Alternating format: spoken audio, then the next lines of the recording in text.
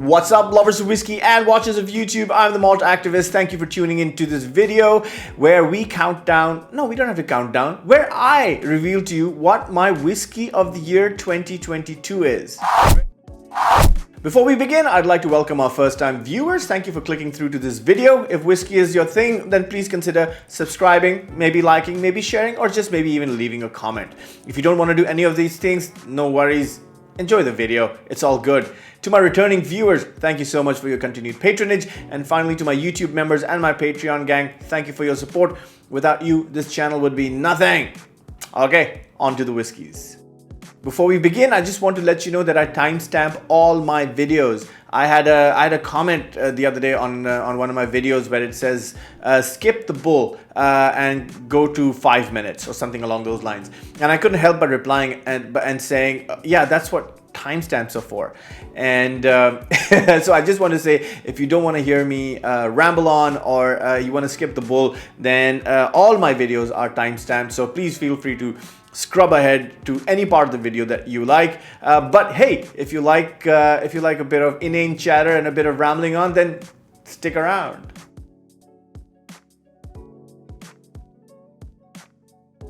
I want to preface today's video with a couple of things, and this is where the rambling starts.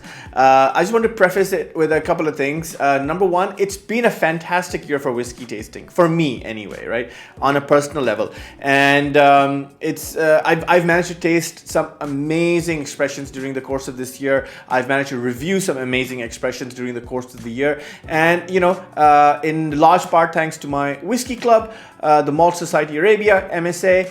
Where we conducted maybe like 40-50 tastings, across different distilleries, across different themes and concepts. And if you're part of a healthy, thriving whiskey community, a whiskey society, a whiskey club, then you get to taste all these amazing expressions that are coming out in the company of like-minded people, your friends, your colleagues. So definitely that was a big part, of me tasting so many expressions this year. And then individual members, we have a group chat, and every time I'm looking for a particular whiskey that I don't have in my bar, I'll just literally put out a broadcast. I'll be like, hey man, if you got this whiskey, let me know. I want to use it for a video. And 10 people will jump up and be like, here, take my whiskey, take my expression and put it in your videos. And so again, one of the only reasons I've been able to make so many videos this year is because of this unselfish attitude and this, helpful attitude of my whiskey club members, who are so generous with their whiskeys that they're like, and sometimes they'll be like, don't even give it back, just keep it, So, but some do say give it back, and to them I say, no, I'm gonna keep it. Anyway, just kidding. So thank you to all those friends of mine that have helped me out with providing their whiskeys to me, and sometimes even unopened bottles, like really, they've been like, here, just take it. And just return it whenever you want. So I'm eternally grateful to have a cool support system and a friendship circle like this that helps me get my hands on whiskeys that I would normally not be able to. So thank you, I really appreciate it. As far as this year goes, it's been stunning. It's been an absolute roller coaster of different whiskeys. And as you may know, you would have seen from my travel vlogs that this was the first year that the Isla Festival opened up, and the boys were able to go there and sample some amazing whiskeys and just again have a great time on that island. I'm in love with that island, and this everything good that happens on that island, and I'm just like, so again, every time I speak about it, I get nostalgic and I start reminiscing. And so if you haven't been, you really should, because it's not just about the whiskeys or the beautiful landscape. It's about the people that live on that island, live in that country. I love Scotland as a country, and everywhere I go, especially the distilleries, oh man, they're just so passionate. They're just so happy to share their passion with you that you could just walk in and be like, hey, I want a tour, and they'll do it for you. And or I want a tasting, and then they'll do it for you. Really, I have never ever been refused by a Scot, especially in a distillery, and I love it. I love going there every year. I love spending my time with my close friends. Doing what I love most is exploring whiskeys, is experiencing new expressions, learning more. So I'm really, really grateful for that. So yeah, this year was great. We were able to, fly out to the festival, which opened after COVID. So really, really grateful that happened.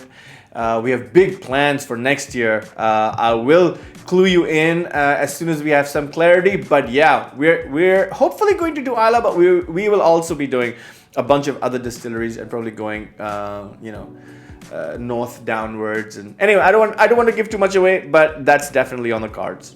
I also want to touch upon the whole Campbelltown Springbank issue as well, which it's kind of irritating me, to be very honest with you. Something that I think we could have avoided somehow. I mean, everyone knows, in the last 10 years or so that there's been an absolute surge in demand for single malt whiskeys. And most distilleries that I know have adapted, have expanded, have put measures and functions in place to meet growing demand, so that so people can get their hands on their product. But it seems like Springbank hasn't done that, and which I think is rather unfortunate. I don't know the real reason behind them not catering to this growing demand for whiskey. Maybe they put all their money in Kilkerran and now they don't have any money for expansion. I have no idea how that works.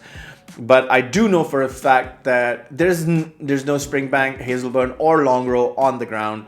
I was researching before this video, and the cheapest Springbank is like £2,500 on the Whiskey Exchange or Master of Malt, I forget. It's a 1970s bottling of an SMWS. So that's the cheapest Springbank you can get. The cheapest Longrow is like £3,000, which is also a 70s bottling of some independent bottler.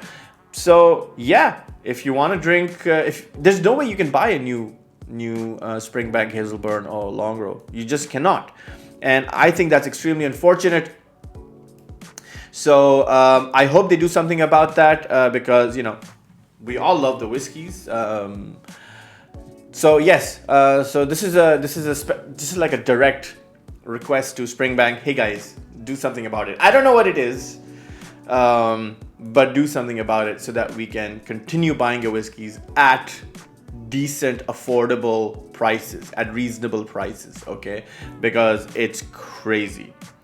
Which brings me to our Whisky of the Year 2022. And the one thing I want to say about that as well is, when a collection of voices comes together and, let's say, makes a certain whiskey or distillery or region popular, then retailers suddenly, their ears prick up and they're like, ooh, there's something going on, and so let me capitalize on this and bump up prices. So, and we unfairly, I feel, blame the distillery for it, So let's just say, for example, there's 200 YouTube channels for whiskey, and even if there's like 1 million or 2 million, let's say 1 million collective viewers, which I think we have way more, but let's say you have 1 million viewers who are watching these channels, and there's a collective sort of voice or a ripple about a certain expression. Let's say Springbank, for example, that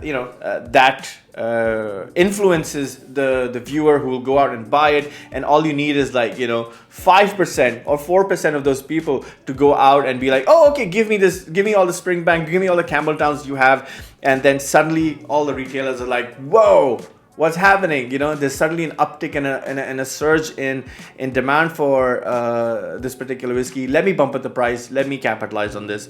And then, we ultimately, and I think unfairly, end up blaming distilleries for it.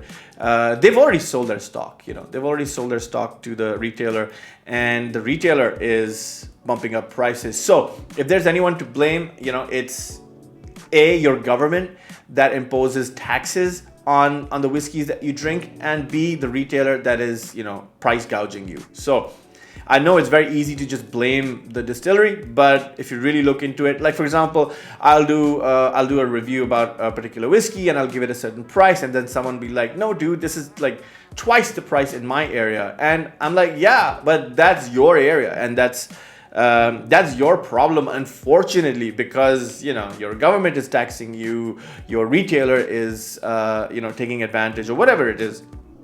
So very, very, you know, a thin line to tread as far as pricing is concerned. So it's a bit difficult when we do these videos where we mention price. So, you know, again, and I always say, hey man, take it with a pinch of salt, you know, because, you know, prices vary. I use UK online whiskey retailers as my benchmark because that's where I buy my whiskeys from. So yeah, so it will always be that, you know. And so if prices are different in your part of the world, then I apologize, but it is what it is.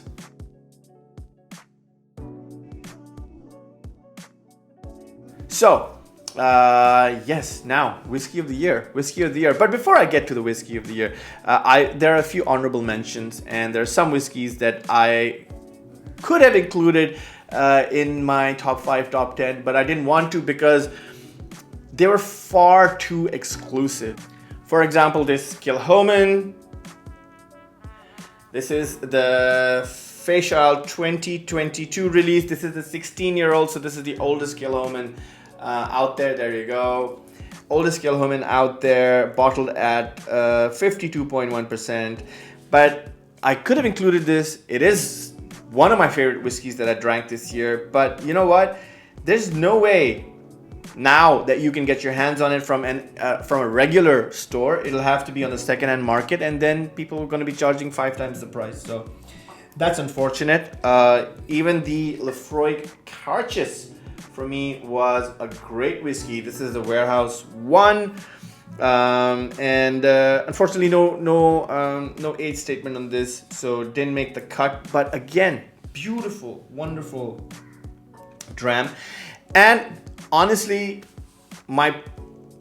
probably my most favorite whiskey of this year, one of my most favorite whiskeys of this year, is this Paul John, the Oloroso Select Cask, bottled at 48%. And I did a review of this along with the PX version of this whiskey, and dude, this Oloroso is out of this world, dude. It is unbelievable how good this whiskey is. But, you know, again, no age statement, so I'm not going to include it, but I will give it a definite shout out because it is so scrumptious. I wish Paul John could just take a leaf from the Wee Beastie and be like, this is a 5-year-old whiskey, and there you go. It's scrumptious. But the problem with the Indian market is that age is associated with value, and it might not even sell. You know, if somebody's like, oh, this is just a 5-year-old whiskey, oh, I don't want it. You know, so I understand where they're coming from. I understand the Indian market. I'm not Indian, but I do understand the Indian market. And so, unfortunately, there's a perception around age, which I'm sure exists everywhere around the world. Hence the non-age statement phenomena. But it is what it is. But you know, this whiskey is superb. If you can find it, you know, this is the Paul John Select Cask Oloroso version, and again, you know, non-chill filtered, no color. Just look at this color. It's a gorgeous color. This is a real color. You know, it's absolutely amazing. So get your hands on that if you can.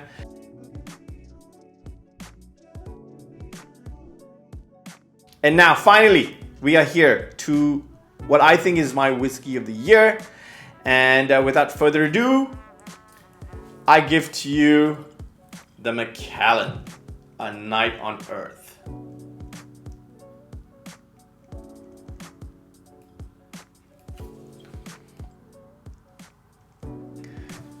No, I'm kidding.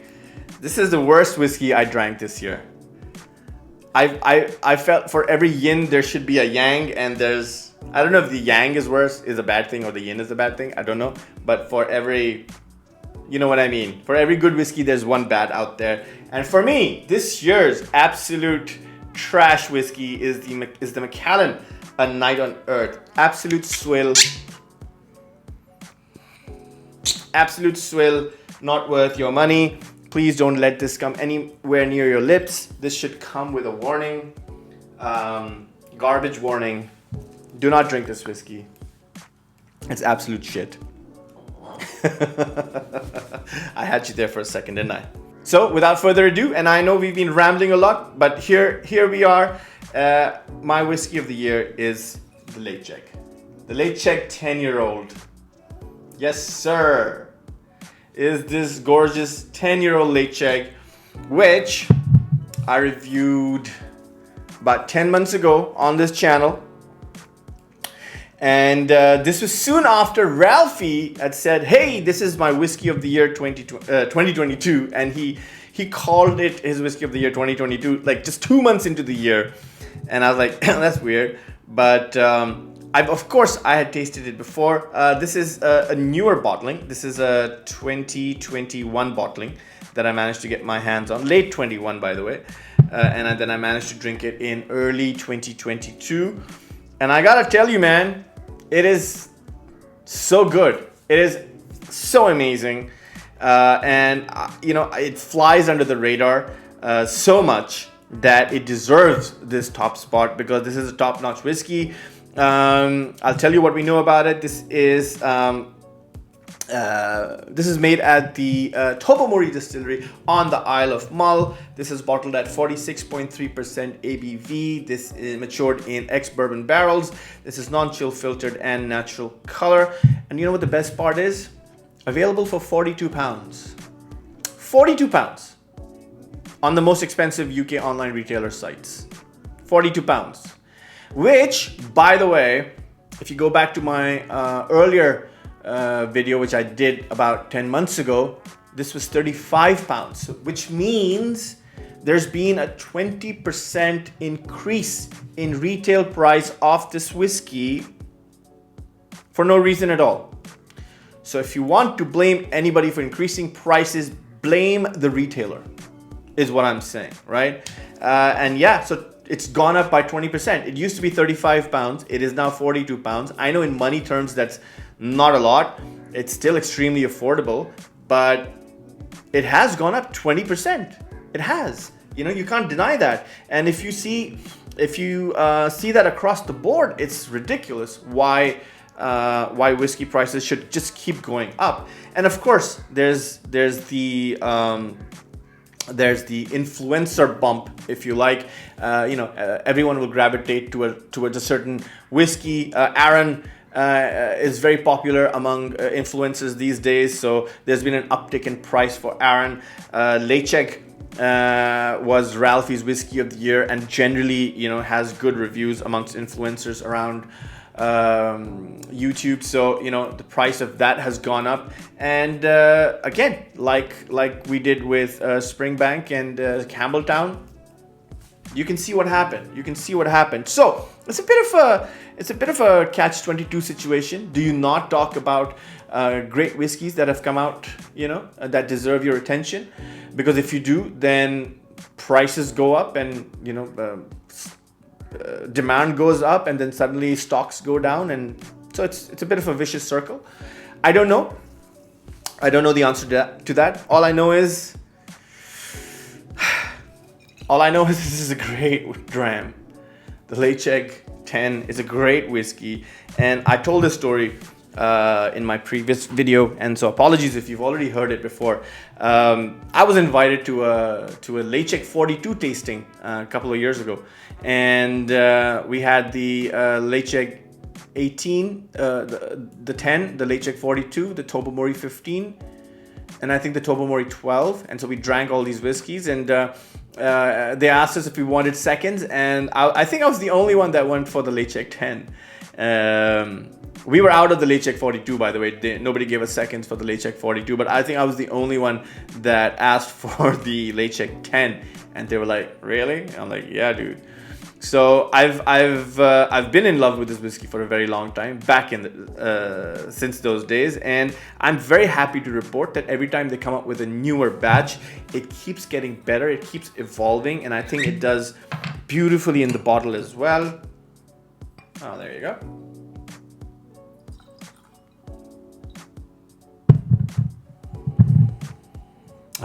This is wonderfully peated. This is peated at 37 ppm. And peated at the Port Ellen maltings, by the way. So definitely something, you know, there's Isla air in this for sure. What a gorgeous nose, very malty, quite oaky. It has a soft citrus, soft spice. That peat is very, very earthy.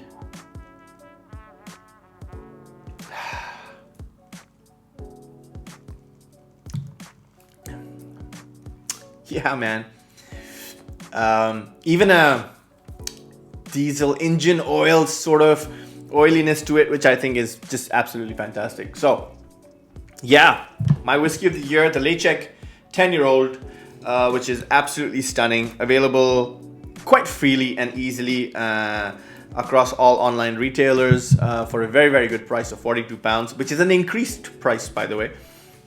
So I mean, it is what it is. So yeah, thank you. I hope you agree. I hope you agree. If you haven't tried this particular whiskey, then I suggest try it. I think you'll really, really like it. I had a comment on my last video where I did the runner-ups, where everybody said, you know, given that you're such a, well, actually not everybody, one person said, given that you're such a big peat head, I'm really surprised by your selection. And I think the real reason for that is there's not enough good core range whiskeys coming out from the distilleries that I love. You know, so that's definitely something that we need to look at. I wanted to look at a whiskey that was affordable, easily accessible, tasted great, flew under the radar, you know, checked all the boxes. I mean, our 4 runner-ups start at £75 going up to £100, whereas our eventual winner is this whiskey that's, you know, roughly half the price of the cheapest whiskey in the bottom 4. So yes, that's what I love. That's what I love about it. It's a great dram. It's an understated distillery. It's flying under the radar. Get it while prices are still low, you know. So yeah, there you go. The Lechek 10, man. So happy with this whiskey. And I know I didn't just copy Ralphie. I just agreed with him 100%. You know, so I hope you agree. Honestly, really, I do. We have some cool videos coming up in the next couple of days as well. As you can now see, I've managed to get my hands on the Hypernova. Yes, I'm an Ardbeg fanboy, unashamed, and I did spend a lot of money on this whiskey just so that I could do a review. No other reason, just so that I could do a review. Just so I could do a review. So this review should be coming up in a couple of days. We've tasted the whiskey, and I will reserve my comments for the video. In the meantime, yes, do not forget that our Lechek 10 is this grand winner of the Malt Activist Whisky of the Year 2022. I love saying that because I'm pompous. But, you know, it's a good dram available at a good price. I think, no, it's an excellent dram available at a decent price and easily accessible by all. So find it, buy it, and drink it. In the meantime, thank you. Thank you for being part of this journey. Thank you for everything. Here's wishing you all an amazing festive season coming up. And we'll be churning out a few videos before the year ends, but you know, if you don't see any more videos, then congratulations, Argentina! Well done on the World Cup. You guys deserve it. Commiserations, all the French, if you're watching this video. I highly doubt it though. But yes, there you go. My Whiskey of the Year 2022, the Lechek 10, and you guys are awesome, man. I'm the Malt Activist. Until next time, peace.